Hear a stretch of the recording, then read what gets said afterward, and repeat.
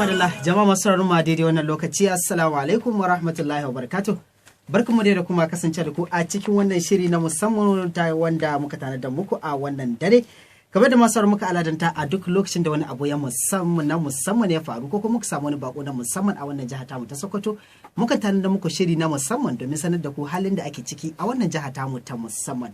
A sunana Muktar Gwanga, ni ne zan jara gamar shirin da yadda Allah masu sauraro sai ku biyo mu domin jin dauke da firar da muke tare da ita da bakon da muka samu ko kuma Allah albarkace mu da shi a wannan jiha tamu mai dimbin albarka ta birnin Shehu. Masu sauraro kamar yadda muka shaida muku a cikin zauren namu muna tare da wani babban bako na musamman wanda ya tattaki ya shigo a birnin Shehu inda take mahaifa ce gare shi. Haka zalika ya samu damar kawo muna ziyara a daidai wannan lokaci a wannan gidan rediyo namu mai albarka na Caliphate FM. Masu sauraro sai ku biyo mu sannu a hankali domin je da firar mu za ta kasance da ma yadda shirin zai kasance. Haka zalika kada ku manta mukan ba ku dama domin ku gaisa da shi, haka zalika ku faɗi ra'ayinku dangane da yadda kuka ji wannan bakon namu na wannan dare. A cikin zauren namu masu sauraro daga nan kai tsaye ina tare da ban sani ba ya zan ce sheik malam ko dokta ko prof ban san wanda zan ce ba. To wannan haka yake ba sauraro a cikin zauren namu muna tare da Usman Sojabon wanda yake a mawaƙi ne, haka zalika ɗan wato wasan kwaikwayo kamar da muka yi cewa FM kuma fitaccen mawaƙi kamar da kuka ji. A Malam Usman muna ma barka da zuwa birni. Kade ingwayya. To fa. To wannan haka yake. To Malam Usman a ta gurguje ko kuma in ce ba ta da ɓata lokacin masu sauraro ba za mu so mai sauraro ya ɗan ji takaitaccen tarifinka wanda wannan ne zai ba shi damar ƙara sanin tabbatar kana da dalilin cewa a walla. To a takaice dai sunana Usman Sojabai wanda mutane da dama sun sani da sunan, kuma an haife ni a nan cikin garin Sokoto a gidan Igwai wanda na yi primary school a ƙashin Kadangare ta gidan Mai Goro wadda an canza mata suna zuwa gidan Salihu Model Primary School. An taɓa canza mata suna zuwa Jarman Model Primary School. Amma dai ban san ko da wanne take ba a yanzu. So na gama kuma primary a nan na je na yi Government Technical College Rinjin Sambo. Wanda daga baya sai na zo na ɗan fara fita waje. Saboda dalilin harkar entertainment. Daga nan kuma na je Nuhu Bamali Polytechnic Zaria, na yi National Diploma Accounting, na bar nan na karasa kuma na HND a gurin na Accounting, kafin na zo na je Ado na yi University da take a Kotono na yi obtaining BSc. Ashe dai na mutumin kuɗi ne. Ba wani kuɗi kawai karatu ne a rayuwa yanzu ya kamata ka yi ko don ka kwace kanka daga wani wulaƙanci. Wannan haka yake. To a bayan ka yi wannan karatun da ka yi a Kwatano za mu ce kuma akwai wani karatu da ko kuma daga nan da ka aje karatun ka ci gaba da harkar da take burge ka ta entertainment. To a Najeriya ai takardar secondary school ma in ka gama ta ishe ka rayuwa. Sosai. To amma yanzu da yake abun ya dawo kaman mutane yara karami ma suka karamin yaro da degree. Sannan ce to ni digirin biyu nake da ina da HND, High National Diploma is equivalent to BSc. And after that saboda competition kuma kada wani ce ai baka da HND sai na je kawai ne obtaining BSc din kuma daga university. So I think it's good enough. Wannan is enough for me to. Usman yanzu a kai zan ce kila mai sauraro zai san ya san me ya ja ra'ayinka kai da mutum da ya karanci accounting, me ya ja ra'ayin shi na koma harkar entertainment ma'ana harkar waka da kuma fina-finai. JS2 ne ko JS2 3 tun a lokacin da ke da sha'awa akan harkan entertainment. Sannan karatu ai a tunanina ba shi bane neman kuɗi.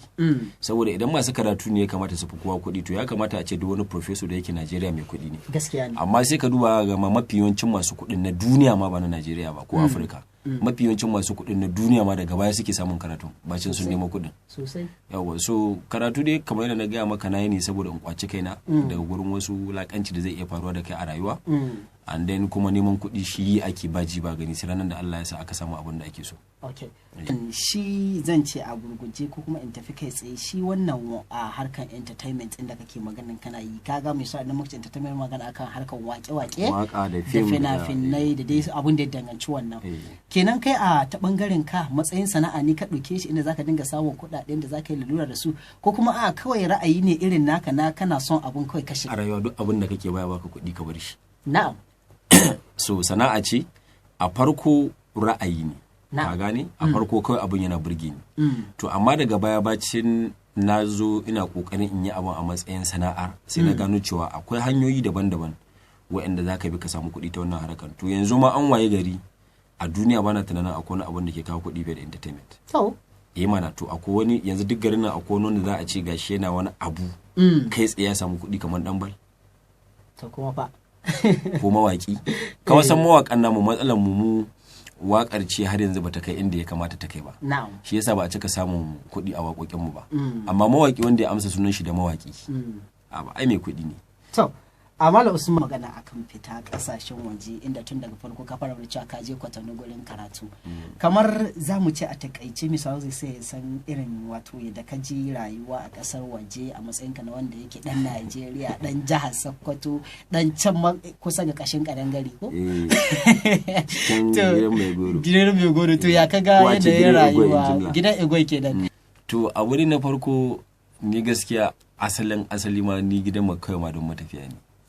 Saboda I can remember babana ya taba zama Lagos. Babana kuma Bafulatani Silami ne. Bafulatani ful duk wanda ya san mahaifina zai gaya maka. Bafulatani ne na Silami. Kamar da kai ma da aga ka za a ga cewa lalle kai kan kama Bafulatani. Yawa so mu gidan mu gaskiya yawo ne kawai ka gani. So amma ni da na tashi yawon nawa sai ya zamo akan neman kuɗi. Sannan kuma kafin haka ina da yayu waɗanda sojoji ne. Ɗayan ya rasu Margayi Sadiq. Wanda in kashe gidan Egwe kace gidan su Sadiq kawai. Na mai tabbatar maka ba za ka bata ba. Soja ne ya yi aiki a Bauchi. And then akwai ɗaya kuma wanda nake bi Faruk. Shi ma soja ne yanzu haka yana Adamawa. Akwai kuma Muhammadu ana kiran shi da Mamman Nahida a nan Magama Hudu kana faɗin wannan kowa ya sani. So irin mu mutane ne wanda mun saba tafiya kuma ni ban ɗauki tafiya a cikin wani abu wanda za a ce kawai inda za ka samu kawai ka jaraba idan kana neman a Sokoto ya kagara sai ka fita ka bar Sokoton. Yawwa tunda annabawa gaba ɗaya a ko inda daga makiyaya sai masu fatauci. To mene wani zaman gida ka ce kai sai ka zauna maman ma in ka zauna gaban ta baka da abun komai a hannunka ta tsufa taimako take so kawai sai dai ka jira sai ta baka. Shine kai fita ka je ka nemo in ta kama ka fita in kuma Allah ya baka anan cikin gida Sokoto shikenan alhamdulillah. Tumala Usman zamu ce kila ya kaga yanayin aikin na harkar industry tun daga ka ciki a daidai wannan lokaci kamar ka san wasu lokuta akan dan sami kalubale da matsaloli da ake fuskanta gabanin farawa tun daga zuwa studio recording kudin da zaka bai da sauran abubuwa kamar ya kaga ko in ce kai ka same shi da sauki ne lokacin da kake kokarin shiga cikin da mutane ke ta fama da su. To ai maganan gaskiya ma ni ina ganin daga nan Sokoto dai har zuwa Kano kai a masana'anta dai ta entertainment na arewacin Najeriya ba na tunanin akwai wanda ya wahalan da na yi. To. Sai dai ka san ita rayuwa naka ka sani baka san wasu ba. So ba zan kayyade maka ba in ce maka babu wanda ya taba amma ni a tunani na da wahala ka samu saboda abin da ya sana kama wannan shine na fara wahala tun taya za a yi convincing mutanen gidanmu ina son yin harkar entertainment. Yan uwana duka babu wanda ya yarda har waɗanda suke gidan soja ne suna ganin ni zan zama dan iska ne. Ni kuma na ce na ji na gani sai na yi. Ka gani?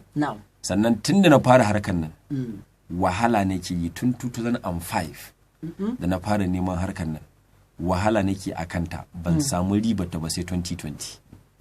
Shekara 10 in samu exposure. Na yi wahala na in ɗauko in samu 'yan kuɗaɗe na inda ta wani gurin nake tafiya in yi wahalhalu in samu 'yan canji na in zo a harkar. Inda ya kamata a taimaki ni ba za a taimaki ni ba. Inda ya kamata kuma mu yi kasuwanci in na sa kuɗi na a cinye. Sai da yake Allah ya duba irin wahalar da na yi da irin wahalhalun da na sha sai ya kawo mun ɗaukaka a lokaci ɗaya kuma duk ɗan kuɗaɗe na da ne asara ya dawo mun da ninkin su a lokaci ɗaya. Saboda abin da ya kawo mun ɗaukaka Allah ya taimaki ni a lokacin around 2018 akwai wani program da ake kira 90 Day Fiancé. Babban program ne a America. Ba na tunanin akwai wani program ba wanda ya fi wannan program ɗin a America a yanzu. Kuma su abin da suke so suna son a ce akwai wani a ce kamar akwai mace daga America suna soyayya da wani daga Najeriya ko daga Ghana ko daga Ingila ko daga ko ina daga dai wani ƙasa wanda ba America ba. To wannan haɗuwan naku shi suke so. Ka san bature abinda baka tunani shi yake ganin amfanin sa.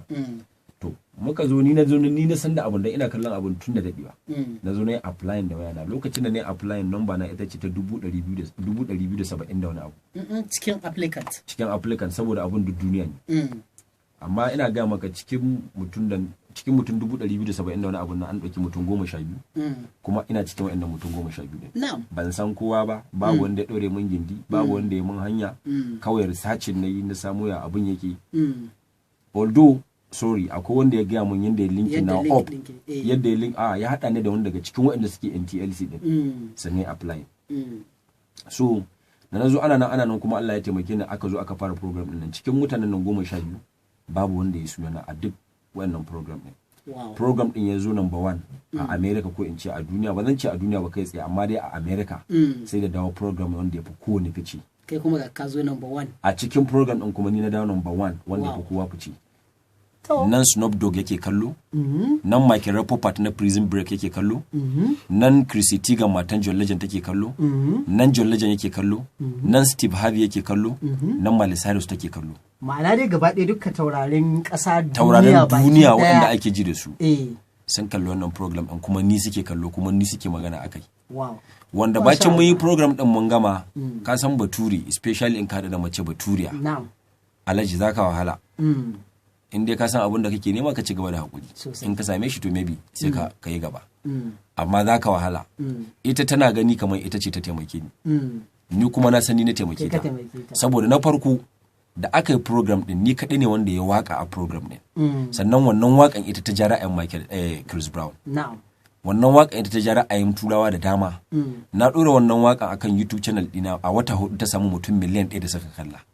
A miliyan 1 nan da suka kalla mutum 900 da 'yan kai gaba ɗayansu turawa ne. Wai wace irin waka ce wannan da kai, ko za mu kaɗan rera mana ko da ɗan kaɗan daga cikinta? I go there for you, anything you want I go do for you, girl.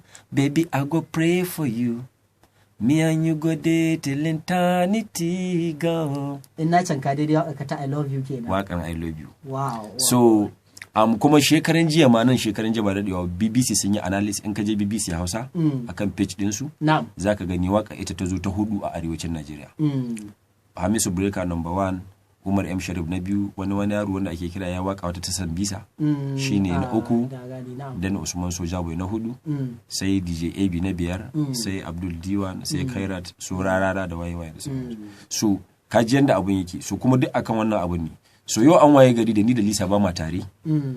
TLC sun kira ni sun ce min idan ina da wadda nake soyayya da ita, ko a America ko a London ko a Israel ko a Sweden ko a Canada ko a Jamaica ko ina take, inda cikin fadin duniyan nan ne za su ɗauko ta su kawo min ita, saboda suna bukatan in dawo, fans suna nima na. To a Sojaboy Usman mun ji bada. To kuma a cikin irin labarin da muke ji da kuma irin yadda muka ga haskakawa kan mun ji labarin har ma akwai film da kake yi. To wannan film din ya kai ka samu shiga cikin wannan film din na ɗaya irin film ne kai kake acting? Ina acting fina-finai na Hausa wanda duk ya kama, yanayin labari ne, idan muka ga wannan labarin yayi kyau kuma zai iya bada abin da ake so, to ni ban da wani zaɓi, ko in fito barawo ne, ko in fito malami ne, ko in fito dan daba ne, ko in fito yanda labari ya kama, saboda abin da saboda abin da ya kamata ka gane, fim ne, abin da yasa Adamu Zango ya zama wani zakara a cikin zakaru kenan. Duk role din da ka bashi sai yayi da kyau. In ka bashi soyayya zai yi da kyau, in ka bashi dan daba zai yi da kyau, in ka bashi mugu zai yi da kyau, in ka bashi na kware zai yi da kyau. So na yi fina-finai, kuma ni a hasali ma gaskiya lokacin da nake harkan fina-finan da karfi, ni kawai na fi son ma kawai in sa kuɗi, dan duk fim din da kaga na fito a ciki fim dina ne. Na'am. Ka gane? Shi ne nake ga maka ina wahala. Na'am. Dan kaga in dan kawai fim dina ne. To in za ka yi mamaki, sauraro zai iya tuno Indan ƙauye. Za ka yi mamaki saboda fim din yayi fice, yayi suna, ya taimaki mutane da dama da suke cikin fim din. Da kuɗi na aka yi Indan ƙauye tun farko har ƙarshe, amma Allah da ikon sa an zo an samu wasu 'yan matsaloli wanda an cuce ni. A takaice dai ba na arzikin yake ba. An cuce ni kai tsaye malam, an cuce ni. Daga baya dai kuɗin da aka kashe na wani shi aka dawo min da shi, da yake an gano cewa fim din zai zama wani abin da zai zama. Marubuci fim ɗina ne. Marubucin labari. Marubuci in ka kalli marubucin labari fim dina ne. Fim dina ne, ka je ka duba za a gani fim dina ne. Wanda na ma yi shi a karkashin kamfanin Umar M Sharif da kuma kamfani na, kamfanin biyu ne. Amma babu duk fim din da na gaya maka nawa ne. Ban haɗa hannun jari da kowa ba. Ban karɓi kwandala kowa, kuɗi na ne zuzurutun nawa ne. Duk wanda ka gani a ciki ne na biya shi. Amma daga ƙarshe ko a samu matsala gurin sayarwa, a saye ne gane na a harkan ba. Haka ne ta fama, sai da Allah ya kama wannan program din ya bani yan koba bana da na asara, ya kuma bani ɗaukaka fiye da tansu. To film da ake yi wanda yake na kasashen waje ne da kake so ka shiga ko kuma kake ciki, shine na baka labari yanzu wanda nace maka na yi applying, yake kallo, Snoop Dogg yake kallo. Sunan program din 90 Day Fiancé. Kuma mutane da dama sun san da program din ko a nan arewacin Najeriya. Ina ganin ma yan arewacin Najeriya sun fara kallon abun saboda an ce ga wani Bahaushe kuma dan Sokoto. So kuma program din yanzu haka ma insha Allah kwanan nan zamu sake wani sabo da wata matan daban insha Allah. To madalla mai man kake sauraro kai tsaye daga nan Calfit Radio na garin FM mai watsa shirarron ta kan mita 91.9 a zangon FM da cikin ɗakin namu na da shirye-shirye muke tare da ɗaya daga cikin fitattun jarumai na fina-finai na duniya, haka zalika kuma mawaki da asalin jihar Sokoto wanda kamar da kuka ji muna alfahari da irin wa'annan wato Usman Soja Boy. Kamar da kuka ji mun ji takaitaccen tarihin rayuwarsa da ma da ya shiga harkar fina-finai. Bari in sake waiwayo ka Malam Usman. Za a ce kila matasa da yawa suna da sha'awar shiga harka ta fina-finai da kuma irin wannan. Ga masu daidai ka kawo irin kalubalen da kai kanka ka fuskanta. Zan so ka dan yi muna kila takaitaccen tarihin kila wani abu da ya faru da kai ba wa'annan kila misali lokacin da ana farawa domin mutane su dubi irin wahala da kuma jajircewar da kai gabanin ka kai ga wannan matakin da kake wanda ba za ka iya mantawa da shi ba a cikin rayuwarka ta neman kuɗi kamar yadda kake faɗi. To gaskiya abu biyu ne waɗanda ba zan manta da su ba a harkan fim. Na farko dai fim ɗin Indan ƙauye. Saboda fim ɗin Indan ƙauye kafin ma a amince in yi shi, kafin a amince a yi shi a ƙarƙashin kamfanin Baruma Movies. Na yi mai biyayya na bibbi shi kuma da tunanin na yi haka ne saboda ba wai dan a taimake ni a bani kuɗi ba ko dan a taimake ni a sani a fim. A'a, dan dai a taimake ni a ɗora ni akan kamfanin kuma a yadda ake samun kuɗi tunda kuɗi ɗina ne na saka. Ka gane? Kuma gashi kai ka sa kuɗi amma baka san yadda abun ke tafiya. Yawwa. To da ƙarshe aka zo bacin an ce in bada kuɗi na bada kuɗi na aka ce za a dinga juyawa a bani riba duk wata. Aka zo hakan bata faru ba din na haƙura na kyale dan dai in samu abin da ake so. Da ƙarshe aka zo kuma aka yi fim ɗin aka gama da aka ga za a samu riba. Aka dinga mun kwana aka ce ba za a samu riba ba bayan mutuwa ya taso har dai aka kai ni inda an san cewa ba zan haƙura ba. Sai aka cira daidai iya adadin kuɗi na da bada aka bada. Sai abu na biyu kuma marubuci. Marubuci na ɗauko yaro wanda ya iya komai amma bai da dama kuma ba a bashi dama ba saboda harka ta entertainment. Ko ta ko ina especially Africa akwai mugunta. Zaka ga ka san directing ka iya directing ka mafi wanda yake iyawa amma saboda ba a baka dama ba mutane sun ga aikin ka sai a barka ale ka kai ta wahala. Sai na dauko shi ne ce mai to abin da zai faru kai zan baka production yau a ce a matsayin ka wanda bai taba producing ba kai producing film wanda akwai Alinuhu a ciki kuma shine director, akwai Rahama Sadau, akwai Fati Washa, akwai Nafisa Abdullahi, akwai Abdul M Sharif, akwai Soja Boy. Zai daga kariyanka. Na ɗauke shi duk ya tambaye ni kuɗi in cire kuɗi in bashi, duk ya tambaye ni kuɗi in cire kuɗi in bashi. Ashe yaron nan kansa yake ta gyara. Daga ƙarshe dai haka aka dawo kuɗin da aka kashe ya cinye wasu daga cikin kuɗaɗen sai da na biyo wasu daga baya ina biyan sauran kuɗi na karɓan abubuwan da suka riƙe kamar cameraman akwai Roshis ɗin da ya riƙe ya ƙi bayarwa ya ce sai an biya shi cikin kuɗinsa. Bacin na biya shi fiye da wata biyu ashe ba shi cikin kuɗin ba hira na je edita ma haka waye duk na samu da ƙyar na samu na haɗa. Sai da na gama wannan na tara kuɗi kusan miliyan 2 da wani abu na ya fim wanda bai kamata a kashe miliyan 1.5 ba. Na zo gurin sayarwa da ƙyar da wala haula da addu'a da komai na sai da shi naira 750. Lalle ka zance ka fuskanci. So kaga waɗannan abubuwan biyu inda aka yi magana entertainment bana mantawa da su. Amma fa kada ka manta Allah da ikonsa na dawo da ninkin ba ninkin kuɗin da nan asara. Shi sosai dama dan Afirka ne yana neman ya samu damar da na samu. Dama an ce mahaƙurci mawadaci. To Malam Usman Soja Boy a cikin bayanin da kai da kai magana akan marubucin labari ka ce akwai Usman Soja Boy ciki. Kenan marubucin labari? Duk fim ɗin da na ga muka cewa na wani ina ciki. To kamar idan mai sauraro na so ya tantance fuskar ka yanzu tunda muna program na rediyo ne. Yana so ya tantance fuskar ka. Wace rawa ce ka taka ko kuma wani mukami aka baka cikin fim ɗin ta yadda da yaji zai gano okay shin wannan shine Soja Boy? Simple. Abu mai sauki kenan. A Indan ƙauye ka je ka kalla abokin Alinuhu wanda ke bawa Alinuhu shawara ya kan auri a Hadiza Gabon. Ni ne. To wanda ke bashi shawara idan ba ƙauya ce ya juya ta dawo yadda yake so ya birni. Ni ne. Wanda ke ɗaukan shi ya kai ta gurin wacce za ta gogar da ita ta mai da ita yar birni. Ni ne. To a Indan ƙauye kenan ni ne abokin Alinuhu a fim ɗin Indan ƙauye throughout. Na'am. A marubuci idan kana son ka gano waye ni ne yayin Rahama Sadau gurgu ne ni akan keken da ake tura guragu ni ne kuma fiska na babaci take wa kana kallo na ka san ni ne in kana son ka gane waye ni a komandan mata ka je ka kalla ni ne sojan da ke training da ke ba su a tiwa shawaye waye su training a cikin komandan mata idan kana son ka san ni waye ne a cikin littafin bakin alƙalami dakta ne ni ka je ka kalla idan kana son ka san waye ne ni a cikin fim din Mirage dakta ne ni ka je ka kalla wato dai a takaice Malam Usman kai fina-finai da yawa kenan na yi da yawa ka gane su a tunanin su saboda na fi zama a Kaduna sun dauka ni dan Kaduna sai daga baya na zo na canza musu ku gane cewa ni fadin Sokoto ne birnin shehu kenan kuma da waƙoƙi na suka zo suka yi fice da waƙar da na yi zaka ga na sa sakwatawan shehu saboda wasu ma har nan garin kaga kamar wannan LB din na zo har nan garin na yi shooting na ɗauki buɗe waƙa ma kofar kan wuri zaka gani sosai da hubbari a gane duk na haka ne saboda a gano cewa kuma kowannen program din ma na 90 Day Fiancé wa'annan mutanen daga America da suka zo sai da na tabbatar na shigo da su har cikin garin Sokoto kwanan mu 10 a cikin Shukura Hotel muna aiki kuma a cikin 90 Day Fiancé din ma film din wannan program din ma na America din sai da na tabbatar an sa har kan wuri kofar gidan sarki saboda a tabbatar da cewa akwai dan Sokoto to wannan haka yake muna zaune a America masu sauraro shiri na musamman kuke saurare kai tsaye daga nan mita